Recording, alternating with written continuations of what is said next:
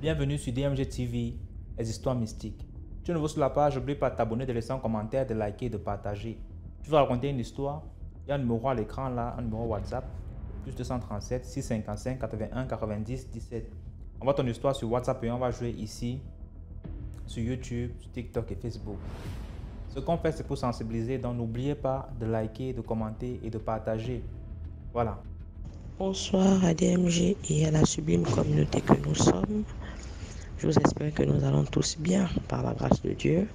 Votre conteuse actuelle se porte à merveille. Ceux-là pour qui ça ne va pas, ne désespérez pas, Dieu fera. De prime abord, veuillez liker, partager, commenter si besoin. Et pour les nouveaux, veuillez vous abonner parce qu'il est important que la communauté s'agrandisse. Bien, alors je ne vais pas m'attarder sur le fait de me présenter parce que déjà c'est pas vraiment nécessaire. Mais ce que j'aimerais dire, c'est que durant mon cursus scolaire, j'ai fait pas mal de pays d'Afrique pour des raisons assez complexes que je ne vais pas étaler ici. Actuellement encore, je continue de faire de nombreux pays, mais je suis plus sur les bancs. Dieu merci. Voilà, mon histoire se déroule à Yaoundé. À Yaoundé, dans un internat. D'ailleurs, je vais nommer mon histoire un internat mystique. Si une autre légende vous sied, veuillez l'attribuer à votre plaisir. L'internat, je ne sais pas s'il existe encore et je ne vais pas mentionner le nom, mais je vais essayer de vous situer un peu. L'internat était derrière l'aéroport de Simalé. Parce que Simalé, en réalité, c'est un village qui est dans Yaoundé. L'aéroport porte juste le nom d'ailleurs. Donc le village était situé, l'internat en question était situé derrière l'aéroport et c'est un internat des sœurs. Donc moi je suis arrivée un peu en retard, j'étais arrivée dans la période de novembre par là. Or les cours au Cameroun débutent en septembre. Quand je suis arrivée, la cabine dans laquelle on m'a installée, parce que c'est un grand dortoir mais avec plusieurs cabines en fait. La cabine dans laquelle on m'a installée, le lit même qu'on m'a donné, j'avais l'impression que la personne qui dormait là venait de partir. Parce qu'il y avait encore les débris. Vous savez, quand quelqu'un déménage, il y a encore les débris. Parce que c'est un grand dortoir, il y a des cabines. Et par cabine, il y a au moins 10 lits. C'est immense. Donc voilà que je demande à une de mes voisines de chambre. Mais la fille qui était là, elle est partie à peine. Oh non, oui, elle vient de partir. Le temps ne m'a pas donné plus de détails que ça. Bon, je ne me suis pas attardée là-dessus. Je suis restée 1 mois, 2 mois. Et au bout de 2 mois, je commence à vivre des phénomènes assez étranges. Mais je ne m'en plains pas. Je me dis, je ne vais pas être agaçante. Et ce que je ne savais pas, c'est que les phénomènes que je vivais à ce moment-là, les autres filles aussi dans les internats vivaient les mêmes phénomènes.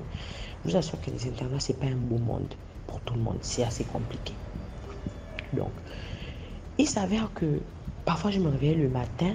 Ça m'arrivait au moins une fois, sinon 2 fois dans la semaine quand c'était trop. Je me réveillais le matin, il y a des jours où j'avais un liquide gluant entre les cuisses et mon slip était bien mouillé. Bien mouillé. À l'époque, je ne savais pas ce que c'était de coucher avec un homme. J'étais en classe de première parce que mon histoire s'est déroulée en 2013. Il y a 10 ans aujourd'hui. Je ne savais pas c'était quoi le sperme, je ne savais pas c'était quoi d'avoir des rapports sexuels. Donc, c'est aujourd'hui que je comprends que le liquide avec lequel je me réveillais, c'était du sperme en fait. Quand c'était pas le sperme avec lequel je me réveillais, mon slip était mouillé, je me réveillais fatiguée, vraiment fatiguée, comme si j'avais pratiqué une activité durant la nuit. Ou alors, il y a des moments même, il y a des jours où je me faisais pipi dessus. Je me réveillais au milieu de la nuit, j'avais fait pipi au lit. Je ne comprenais pas. Mais je vivais ça seule en fait, je ne partageais ça avec personne. Vous savez, on n'avait pas de téléphone à l'internat pour que tu puisses appeler les parents pour dire que voilà, je vis telle situation, telle. Tu prends sur toi. Et c'est ce que je faisais. Donc, voilà qu'un jour, ce qui va être l'élément déclencheur, c'est qu'il y a une fille qui va vivre un phénomène bizarre. Un matin, alors qu'on se lève, parce qu'à l'internat, c'est un rythme militaire, on se lève à 5 heures pour aller se laver. Donc, à 5 heures, pendant qu'on se réveille, il y a une dans une autre cabine qui est en train de hurler en fait au scandale. Elle est paralysée, sur son lit, elle n'arrive pas à bouger. Et le comble, c'est qu'elle a dormi habillée, elle se réveille nue, elle a le même liquide gluant entre les cuisses et elle n'arrive pas à sortir du son lit. Nous tous, les gens sortent de leur dortoir pour aller regarder qu'est-ce qui se passe parce qu'elle criait, les gens aussi criaient, oh, etc. Donc notre surveillante de dortoir, qui n'était pas une élève, en fait, c'était une sœur aussi, elle est venue, elle a prié, tout vraiment. Faire tout ce qu'elle pouvait, la fille ne s'est pas détachée de lui. Donc elle allait appeler l'une des sœurs supérieures. Elle est sortie du dortoir, elle est allée dans la résidence des sœurs. Et la sœur supérieure est venue là comme ça à prier vraiment aussi pendant un long moment et tout et tout. Et la fille a pu sortir de lui, mais elle avait vraiment mal au corps. Et c'est là que vraiment, nous tous, on s'est plaint que c'est qu'elle vit là, nous on vit les mêmes phénomènes. On se réveille avec le même liquide gluant entre les cuisses. Parfois on se réveille, on fait pipi au lit. Parfois. C'est là où maintenant moi j'ai aussi le courage de parler pour dire que moi aussi je vis ça. Mais je tiens à préciser que parmi nous, dans les filles du dortoir, il y avait une fille, elle me faisait peur en fait. Elle me faisait vraiment peur. Quand tu la voyais de loin, elle était belle. Vraiment, elle avait quelque chose d'étrange. Mais dès que tu te rapproches d'elle, elle avait un visage de vieille femme, comme si elle avait même les rides. Et à l'internat, on ne s'habille pas comme on veut. En fait, on porte des cabas. Les cabas, ce sont des grosses robes, des robes en pagne. Généralement, on appelle ça comme ça au Gabon et au Cameroun. Ce sont des robes en pagne. Parce qu'à l'intérieur, on doit se couvrir tout le corps. Mais la fille, là, elle avait 2 cabas seulement. Et puis, ces cabas-là, c'était les cabas des vieilles. En fait, ça avait des épaulettes, les trucs bizarres. C'était jusqu'au cou. Le pagne, même, c'était les motifs des anciens pagnes, les vieux pagnes, kaki, bizarres. Les choses des vieilles, en tout cas. Et elle me faisait peur, elle m'inspirait pas confiance. D'ailleurs, elle était toujours seule, elle était solitaire, elle avait un regard assez froid et tout. Beaucoup de gens ne l'approchaient pas vraiment. Et puis elle marchait, elle avait une démarche bizarre, elle tirait un peu le pied, genre comme si elle était un peu handicapée. Et là, j'avais demandé à une fille une fois qu'est-ce qui s'est passé, on a dit non, elle a fait un accident. Une fois, elle est tombée du lit. Depuis qu'elle est arrivée à l'internat, c'est depuis qu'elle est arrivée à l'internat qu'elle marche comme ça. Avant, elle marchait bien. Je dis ok.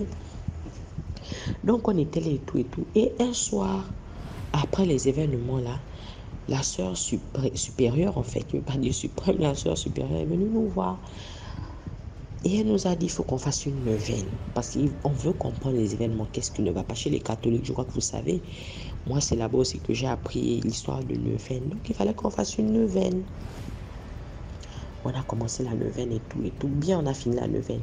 Mais pendant le temps de la neuvaine, les événements de couches de nuit qu'on avait avaient cessé. Les événements de couches de nuit avaient cessé. Mais beaucoup de choses disparaissaient dans les dortoirs. Parfois, tu vas te réveiller, tu as installé ton slip au coin de ton lit, ça a disparu. Parfois, c'est une brosse à dents. C'était juste des affaires intimes. Parfois, c'est un gant de corps. Des trucs vraiment étranges. Ça, c'était pendant la période de la neuvaine. Quand on a fini la neuvaine, tout a cessé. Tout a cessé. Et les couches de nuit et la disparition des objets, tout a cessé. Donc, la sœur, la neuvaine est finie. On lui a fait le rapport parce qu'on devait faire l'observation sur une semaine. On lui a fait le rapport. Notre surveillante de dortoir lui a fait le rapport pour dire que les filles, apparemment, ça va déjà un peu. Mais la soeur a dit que non, qu'à cela ne tienne, elle va quand même continuer, elle, dans les prières, parce qu'elle n'a pas eu de réponse, en fait. Elle n'a pas compris déjà ce qui se passait. C'est vrai que ça a cessé. On a pu stopper le phénomène. Mais ça ne veut pas dire que le phénomène s'est arrêté. Ça peut être une pause. Donc, elle va continuer pour comprendre c'est quoi. Ok, elle a continué. Et un matin, parce que nous, on se levait à 5 heures, on se lavait, on faisait nos travaux et puis on montait maintenant vers l'école. Parce qu'il y avait une école où les externes, aussi les gens qui vivaient à l'extérieur venaient fréquenter et nous qui vivions dans l'internat venaient fréquenter, donc on se retrouvait là et tout. Donc un matin, alors qu'on a la prière avant de rentrer maintenant à l'école, la soeur vient avec une grosse bande sur la joue, les yeux rouges. Elle avait mis juste son écharpe, les sœurs la couverte et tout. Elle vient nous trouver où on fait la prière. Et puis elle pointe le doigt à la fille dont la fille qui me faisait peur, elle lui pointe le doigt. Il faut que tu arrêtes ça maintenant. Que tu sais ça. Que ça soit la première et la dernière fois. Plus jamais que tu continues avec ce phénomène machin et tout. Tu es une sorcière. Elle a commencé à menacer la fille. Nous on est étonnés, on ne comprend pas. Puisqu'elle n'a pas contextualisé la chose, elle ne nous a pas dit que voilà, elle a découvert qui fait quoi et tout. Et de là, juste menacer la fille. La fille n'a pas dit A ou B. Je vous assure qu'elle n'a pas dit A ou B. Et là, on est allé à l'école. La soeur a dit non, allez-y en cours. Le soir, on a réunion. Donc, le soir, on a eu maintenant une réunion. Pendant qu'on mangeait, parce qu'il y a un endroit qu'on appelle le réfectoire, on mangeait là-bas tous ensemble. Donc, le jour-là, on avait mangé séparément avec les garçons parce que les garçons, ils avaient aussi leur dortoir. D'habitude, on mangeait ensemble, mais ce jour-là, on a mangé séparément. Les garçons avaient d'abord mangé et nous, on a mangé après parce que la réunion devait se tenir pendant qu'on mangeait. Et là, la sœur est venue. La sœur nous a parlé. Et bizarrement, ce jour-là, la fille en question, après l'école, elle n'est pas montée manger. Elle est restée au dortoir, soit disant qu'elle était malade. C'est comme ça que la sœur est venue pour parler. Puis la sœur a demandé, où est-elle? Comme ça que sa voisine de lit a répondu qu'elle est au dortoir. Allez-y, me la cherche. On n'est pas de la chercher, elle est montée. Elle a parlé, elle a fait monter sur l'estrade. Il y avait une petite estrade. Elle a parlé pour dire que, hier, pendant que moi j'ai fini de faire ma prière intense, enfin c'est la soeur qui nous explique que lorsqu'elle s'est endormie, elle a fini de faire une prière intense, vraiment des heures et des heures, et c'était la fin de son jeûne elle avait continué après notre neuvaine. Donc, au moment où elle s'endort, elle se sent téléportée, donc que son esprit sort d'elle et se retrouve dans notre dortoir. L'esprit se retrouve dans notre dortoir et elle est allongée sur le lit d'une fille. Et la fille, bizarrement, n'est plus sur le lit. C'est la sœur qui est allongée sur le lit. Elle est couverte de la tête aux pieds. Donc, elle a le drap jusqu'à la tête. Et là, le drap est un peu transparent. Elle reconnaît le cabas de la fille parce que la fille se promène dans les dortoirs. Ça, son esprit, hein. Elle voit le cabas de la fille qui se promène dans les dortoirs. Elle ne l'a pas vu de face, elle a d'abord vu le dos. Et puis, elle reconnaît cette robe. Elle dit non, je connais la robe là. Donc, la fille cherchait sa cible du soir. Et lorsqu'elle cherche sa cible du soir, bizarrement, la soeur s'est retrouvée téléportée sur le lit de la fille en question, dont je parle là, sur le lit en question, parce que c'est la fille qui devait être la cible du soir de cette fille qui avait le cabas de sorcière là. Donc, alors qu'elle cherchait sa cible du soir, elle tournait, et son dévolu s'est porté sur le lit où la sœur s'est retrouvée téléportée. Mais elle n'a pas pu reconnaître que c'était la sœur puisqu'elle était couverte de la tête aux pieds. Donc elle vient face à elle et puis elle enlève le drap par les pieds. Elle commence à la lécher, la caresser et tout et tout. Et lorsqu'elle veut la déshabiller, quand elle tire maintenant le drap dans le mystique, parce que eux dans le mystique ils se voient, ils connaissent le visage. Lorsqu'elle tire maintenant le drap, elle voit que c'est la sœur, c'est pas la fille. Donc elle panique et puis elle mord la sœur à la joue. Elle a mordu la sœur. Ça c'est tout ça, c'est la sœur qui explique. La fille l'a mordu. Raison pour laquelle la sœur est venue avec une grosse bande à la joue. Donc, pour faire court, c'était cette fille qui venait vraiment se taper le luxe de nous coucher toutes les nuits. Elle venait nous faire l'amour toutes les nuits. Moi-même, elle m'a fait l'amour plusieurs fois. J'ai vécu ça.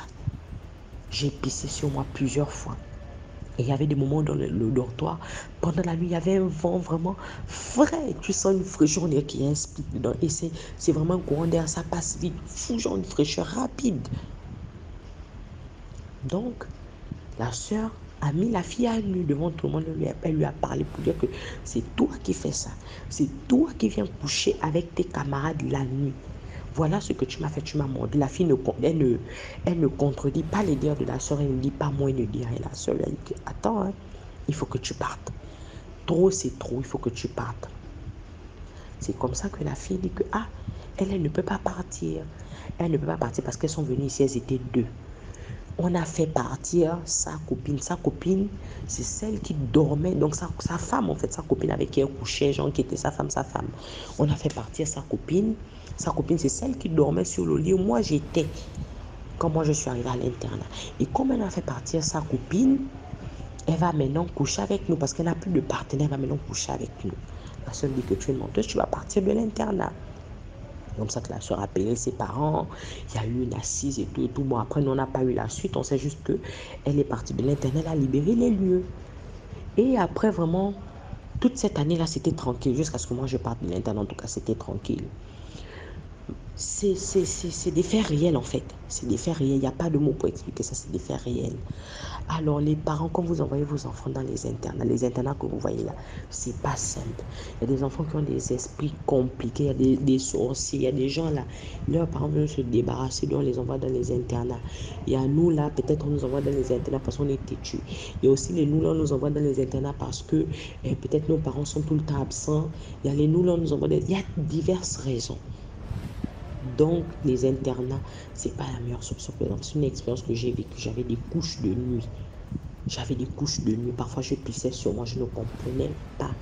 C'est aujourd'hui, bon, on nous avait dit que c'était des couches de nuit, mais c'est aujourd'hui que je me rends compte que ce liquide, c'était du sperme à l'époque. Vraiment, c'est des faits réels, c'est des choses qui existent. Et ça m'a traumatisé. Aujourd'hui, là, parmi 1000, je peux reconnaître une couche de nuit. C'est-à-dire que si vraiment même je suis caressée seulement dans mon sommeil, que je sais que là c'est une couche de nuit. Parce que j'ai vécu ça pendant un bon moment. Donc c'était là ma petite histoire. Je ne vais pas tirer de long en large. Je pense que j'ai essayé d'être assez brève. Voilà un peu et portez-vous bien. Bonne soirée à tous.